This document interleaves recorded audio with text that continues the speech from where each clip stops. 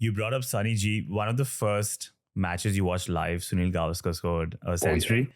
So once again, for people who weren't lucky enough to watch him play live, most of us now know him as a cricket broadcaster. So can you help paint? Yeah, can you help paint that picture as well? What was the aura around Sunil Gavaskar? What was the sentiment around him? It, it, it was okay for guys who remember Sachin. It would, I mean, just to kind of relate to that kind of madness. It was like Sachin during when Sachin played, or like MS or Virat. But it was, I would say, on a different level, because obviously you did not get to know as much as you know now about, let's say, what they do through the social media handles and stuff like that. So there was also a cloud of mystery around them, what Yeah. they did. And, every article about them would be like massive. Did you read that? And, he does this, he does that. I mean, now it's a lot more easier to know your heroes, right? Mm-hmm. So that was, and and so my first thing was, obviously, this was Firoz Shah Kotla, because I was brought up in Delhi. So my dad took me, and I still remember back then when you enter the stadium, and obviously there weren't seats, there were like steps back then, and you would be on the steps, and you would be given, as soon as you enter, by sponsors and stuff like that, a paper hat. Okay, just the peak, and you had these rubber bands or elastics attached to it, so you could wear them, and you had the logos on the peak of those paper caps. And I still remember going there and collecting. So a few of them would chuck them and all. I would be collecting and all of that. But yeah, what I do remember, again, I wasn't that old to understand that.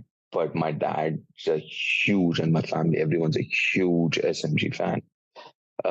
And Sunny Sir was obviously on fire.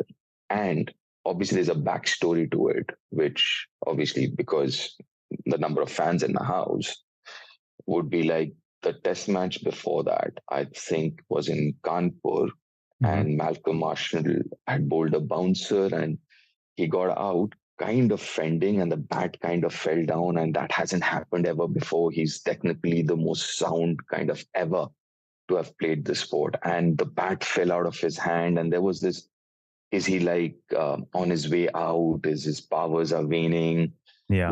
he couldn't, I mean, because he was like God, or I mean, fast bowling and batting wise, he was God. And so the backstory was this: is his powers waning, is he on his way out now, kind of fending, and the bat falling off his hand. And this was the backstory to that innings. And then this happened. I think he got 100 in the first session itself, and he was pulling and hooking, because he had stopped pulling and hooking, and which he told me later. I was lucky enough, I am lucky enough to spend a lot of time with him. And he had stopped playing the pull or the hook before that. But on that particular morning and that innings, he decided he's going to pull everything that comes his way. He's not going to duck.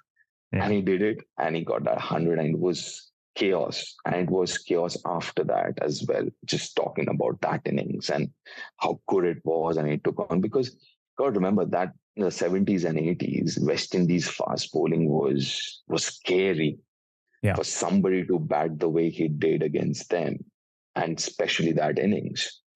It was just madness. It was unbelievable. And that whole experience as a child, and then obviously post that, I started playing cricket, started attending and in Delhi.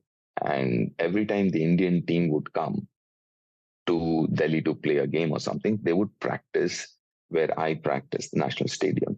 So I also got the opportunity at a very early age to kind of watch them really close, and spend a little bit of time, because I was 7, 8 when I started with the academy, roughly during that period, 83, 84. And I was the youngest. I would be going to the academy in my white shorts, because I was too young to wear trousers back then, and stuff like that. And I still remember a few of them would, put me on their shoulder, because I was the youngest anyway. I was the youngest by far. And I was just there. I'm just running around picking up balls, not really playing cricket, but I just wanted to be around. And yeah, so I was lucky enough to kind of watch them, and that played a huge role in shaping my thought process in terms of how serious, and because that makes a huge difference. One, I mean, looking or watching them on television, that also helps, but actually seeing them live practicing and doing stuff, you get a different kind of a picture. And I think that was huge just to watch them. And they're like, obviously they were like demigods. They were like, so yeah, it was brilliant.